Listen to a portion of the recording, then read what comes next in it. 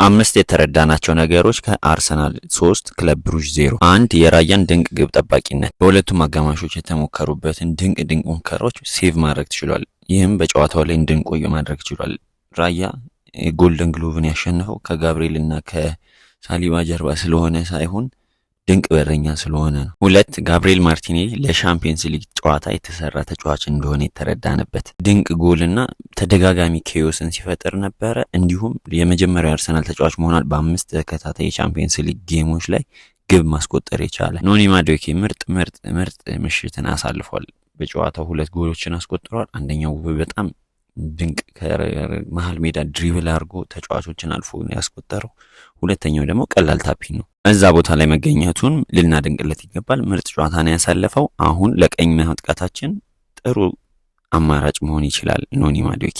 ከ332 ቀናት በኋላ ጋብሪኤል ጄሱስ ተመልሶ መጫወት ችሏል። ይሄ ለቡድናችን በጣም አሪፍ ዜና ነው። በተለይ ለሁለተኛው የሲዝን አጋማሽ ጋብሪኤል ጄሱስ ያስፈልገናል። ማጂክ ሞመንት ወይም ሞመንት ኦፍ ማጂክ ስንፈልግ ጋብሪኤል ጄሱስን መጠቀም እንችላለን። የማይገመት ማድረግ ከፈለግንም ከቀኝ ማስነሳት እንችላለን።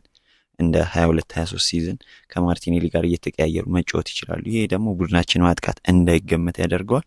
አሁንም የሚኬል አርቴታ ድብቅ መሳሪያ ሆኖ ይቀጥላል። ጋብሪኤል የሚኬል አርቴታ ድንቅ የጨዋታ እቅድ፣ የመጀመሪያው ላይናፕም በደንብ ሮቴት የተደረገ ነው። እነ ኖርጋርድ ወደ አሰላለፍ የመጡበት እንዲሁም አዲስ የሚድፊልድ ጥምረት ከፊት ላይ እነ ማዱኬ ምርጥ አሰላለፍ ነበር መጀመሪያም። ከዛም ሰከንድ ሃፍ ላይ በጥሩ ሰዓት ላይ ቅያሬዎችን 60ኛው ደቂቃ ላይ በሰዓቱ በተገቢው ሰዓት ላይ ቅያሬ አድርጓል። እንዲሁም ለ16 ዓመቱ ማርዲ ሰለሞን የመጀመሪያ የሻምፒየንስ ሊግ እንዲሁም ለአርሰናል ዴቢቱን እንዲያደርግ የመጀመሪያ ጨዋታውን እንዲያደርግ አድርጓል። ሚኬል ምርጥ ነበረ። ይመች ሚኬል።